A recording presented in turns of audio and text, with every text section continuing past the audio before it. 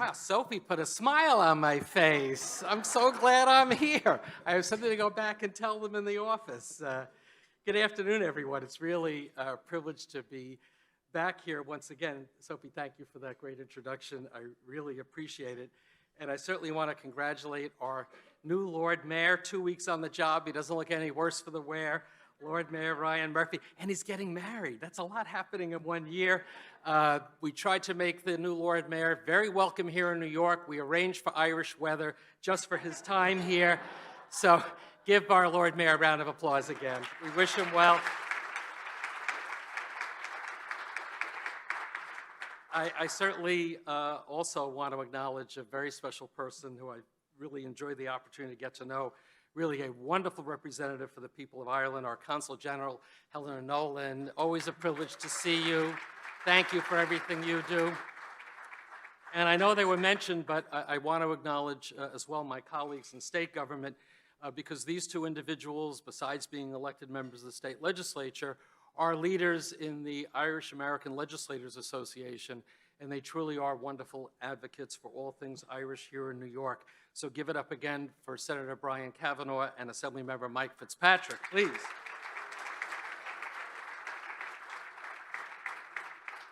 And what can I say about Máirsean O'Mullair that all of you haven't said already many times? Máirsean wears many hats, as you know. To me, he is the ambassador at large for Belfast. His work is so impactful. He is a great friend to all of us. Obviously, this conference began many years ago as one of his many great ideas. It's wonderful to see it going. Máirsean, maybe one day you'll invite me to go back to Belfast. I don't know. Give it up for Máirsean, please, please.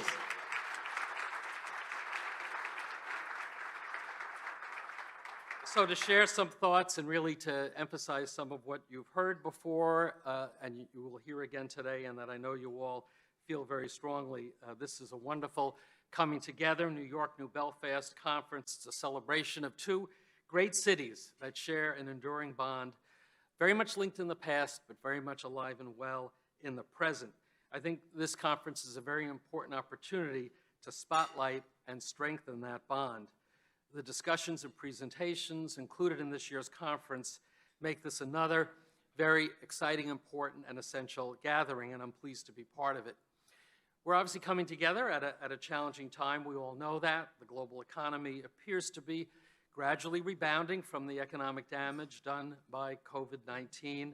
Supply chain disruptions seem to be unwinding, but we still know inflation is a big concern, even though it's easing, still stubbornly high here in the US, the UK, Northern Ireland, across the globe. We still have the disruption from that terrible war in the Ukraine. So it's clear we still have a ways to go when we talk about our economy and we talk about recovery. But the good news is New York and Belfast have a long history of standing together during challenging times. New York, as you know, has had a long-standing interest in Northern Ireland going back decades, certainly with the adoption of the Northern Ireland Investment Law, better known as the McBride Principles Act that we had here in New York. It was a very important statement about how New York felt about what was going on in Ireland and Northern Ireland. As you know, the McBride Principles had a very profound effect on corporate America, on the British government, and certainly on the ground in Northern Ireland in promoting equal opportunity. As a result, many Catholics in the North began to find that they could obtain employment at companies that previously they would not have even dared to apply to, and sectarian harassment in the workplace had been effectively put to end. Above all, the success of the McBride Principles campaign demonstrated that nonviolent initiatives could affect real change on the ground in Northern Ireland. Certainly, this had a powerful effect in promoting support for the peace process that culminated in the Good Friday Agreement back in 1998. And we've seen tremendous strides in Northern Ireland in the 25 years since the Good Friday Agreement. Thanks to that remarkable and transformative document, a generation have been able to grow up in relative peacetime. It remains the foundation for a hopeful future. We look forward to what the current generation of Irish leaders and peace builders, Protestant and Catholic, will achieve in the next 25 years. It must continue to be our shared goal to promote the North's continued economic and social progress.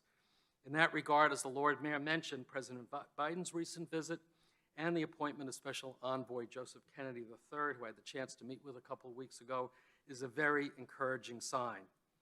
Now, I think as many of you know, I've had the privilege during my time as Comptroller to visit Northern Ireland 3 times, most recently back in 2017. Each time I came away very, very impressed. On each visit, I met the leaders and people of the North, and I saw the energy and the drive to build a stronger community and a more vibrant, diversified economy.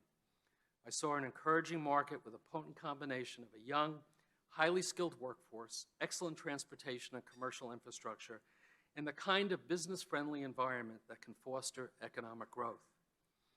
As trustee of the pension fund, and Sophie mentioned that role, I'm very proud to report that the New York State Common Retirement Fund has hundreds of millions of dollars, largely in public equity, invested across the Irish economy. But most importantly, and certainly for our discussions today, we have a long-standing and very specific commitment to invest directly in the north of Ireland. We do that through our private equity investment vehicles. And I think as some of you know, you've heard me tell the story, it began relatively early in my tenure when I had an unexpected visit at my New York office from an interesting duo of Ian Paisley and Martin McGuinness.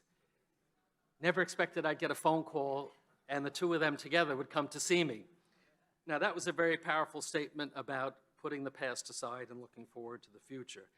And it was made very clear that that future would only work if there was economic progress that would support all communities, and it was very important from their perspective that the U.S. send a message, U.S. investors, and particularly public pension funds, to play a role. And that really launched our interest and our involvement.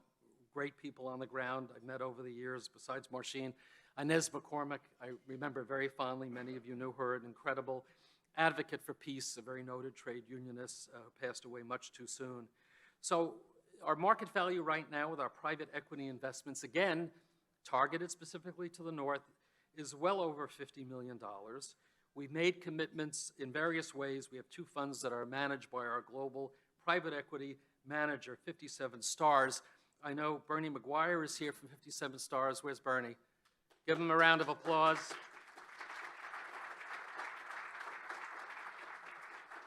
And grab his card if you don't have it already. This includes our $30 million commitment back in 2020, of which I think is about close to $9 million still available. Sophie mentioned our partnership as well over the years with Crescent Capital. Colin is here, and I was very happy to hear that good news. Give Colin a round of applause in Crescent Capital. So through these relationships, we've invested in emerging technology companies in healthcare, as well as in more established companies in consumer services, business services, traditional manufacturing, seeking to grow their businesses in the north. The New York Pension Fund's investments in Northern Ireland are what I refer to as our double bottom line strategy. Doing well for our pensioners, that's our first obligation, but also doing something good. We continue to look for additional investment opportunities in Belfast and surrounding communities, as well as seeking out other opportunities throughout the north in Derry and other population centers. I had the chance earlier, before we gathered for the luncheon, to meet with the Lord Mayor and the delegation from Belfast.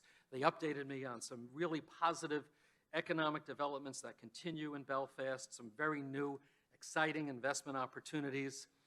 The investments Belfast is planning in areas such as health and sciences, digital and creative industries, advanced manufacturing, green industries, all show great promise going forward. The ambitious over £1 billion Belfast Region City deal is a great example of the kind of partnership we need right now. And the Innovation City Belfast initiative will no doubt maximize the impact of the city deal with key investments in university research centers and digital innovation, establishing Belfast as a globally significant destination for innovation. It's clear to me that Belfast and the north of Ireland continues to be an attractive place to invest. And to that end, I'm very happy to kind of preliminarily report to you that we're working on a new significant investment, another tranche of investment for Northern Ireland. Our diligence process is continuing, so I don't have a formal announcement for today. When we have it, I'm sure Marcin will help me amplify it, but just stay tuned. We're going to have more good news to show our continued confidence in Northern Ireland. So there's no doubt that the North's economic success is linked to the post-Brexit access to the EU and British markets. The new agreement on the Northern Ireland Protocol, the Windsor Framework, is a significant step forward in that regard, allowing Northern Ireland to remain within the EU's single market and custom union while rolling back many of the cumbersome checks imposed on goods arriving from Britain. But I think I speak for all of us when I say that for us to continue to make progress, Northern Ireland would benefit from a return to government. We do hope that day will come soon. Agreed? So let me just wrap up to my Belfast friends. Over the years, we in New York have stuck by you and worked with you, trying to get more investment in Northern Ireland to build the peace and sustain it. The key to that is economic growth with opportunity for all communities. And now in this critical time, we will remain squarely in your corner. We are in this together. We'll continue to build upon our partnership. New York will continue to plant the seeds of investment in the economy of the future that will help support and sustain all communities of Northern Ireland. We do hope that other states, other pension funds will follow our lead. Despite the challenges ahead, Northern Ireland has the human and physical attributes to sustain itself and flourish in the future. The resilient people of the North have faced enormous challenges over the last 50 years and have met them bravely and resolutely. I'm supremely confident they will do so again. New York and Belfast have an unbreakable partnership. We are bound together with a shared commitment to success and mutual benefit. I think that today the ties that unite New York and Belfast have never been stronger. We will continue to build on that, strengthen that partnership. And I want to wrap up by acknowledging somebody else I just noticed in the audience that has been so supportive of our work in New York and so supportive of all things Irish here and in Ireland, North and South. Former Assembly member, a great Irish American, Mike Cusick, joins us. He deserves to be acknowledged, okay? So thank you all. Enjoy the rest of your conference.